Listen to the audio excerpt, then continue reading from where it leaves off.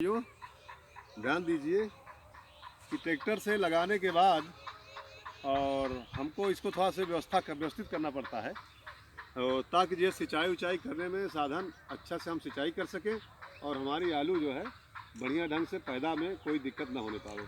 अगर हम ट्रैक्टर के ही भरोसे रह जाते हैं तो थोड़ा सा उसमें दिक्कत होती है सींचने में।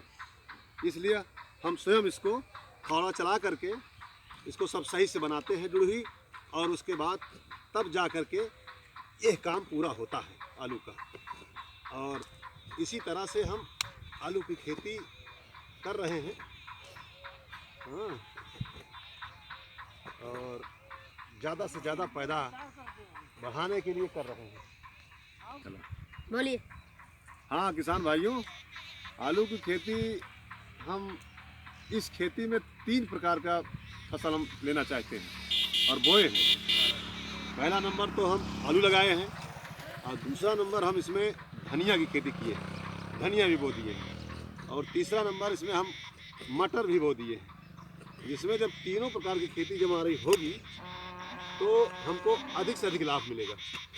तो इसी तरह से हर किसान भाइयों को चाहिए कि ये खेती में कम से कम तीन फसल, 2 फसल, 4 फसल जब आप करेंगे तो एक फसल में अगर कमी हो जाती है तो एक फसल आपको पूरा कर देगी।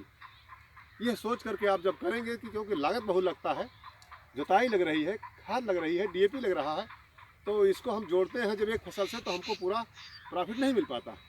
इसलिए हमने अब की सोचा है कि नहीं, हम एक खेती में कम से कम 3 खेती करेंगे। धनिया बो दिए हैं और मटर बो दिए हैं और आलू लगा दिए। अब इसमें तीनों में अब हमको कुछ ना कुछ प्रॉफिट हर वैरायटी से मिलेगा, इसलिए हम ज़्यादा फ़ायदा पाएंगे।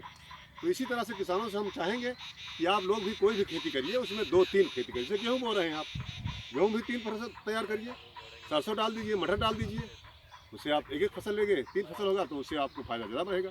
इसी तरह से मैं गेहूँ की भी खेती करते हैं।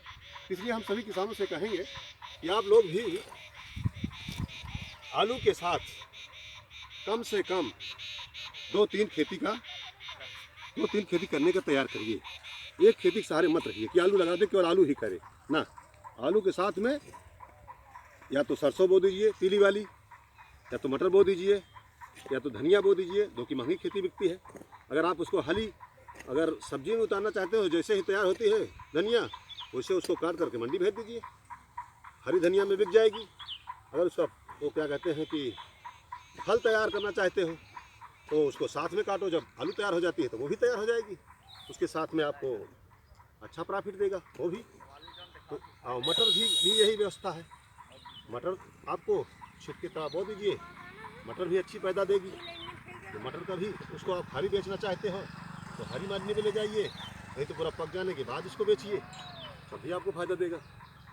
इसलिए साथियों, जो फसल आप तैयार करिए इसमें लागत नहीं लग रही है, महंगाई इतनी हो चुकी है कि आप एक फसल के सहारे से आपको फ़ायदा नहीं मिल पाएगा। इसलिए एक ही खेती में कम से कम 2-3 वैरायटी आप बोइए। ये 2 से 3 जब उपयोग करेंगे तो उससे आपको ज़्यादा फायदा मिलेगा। और किसानी का मतलब ये होता है कि हमको फ़ायदा मिले तभी तो हम कर पाएंगे, नहीं तो नहीं कर पाएंगे। हम नहीं जब कर पाएंगे तो खेती हमारी बेकार जाएगी।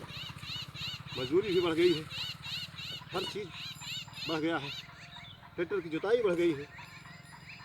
तो इस सब लागत को जो देखते हुए अब हमारी एक वैरायटी की खेती से हमको प्रॉफिट नहीं मिल पाएगा, ताकि हमको ये ध्यान देना पड़ेगा कि एक फसल के साथ में कम से कम 2-2, 3-3 फसल तैयार करें एक खेत के साथ में, तभी हमारा कुछ लागत के जोड़ने के बाद फ़ायदा पाएंगे। नहीं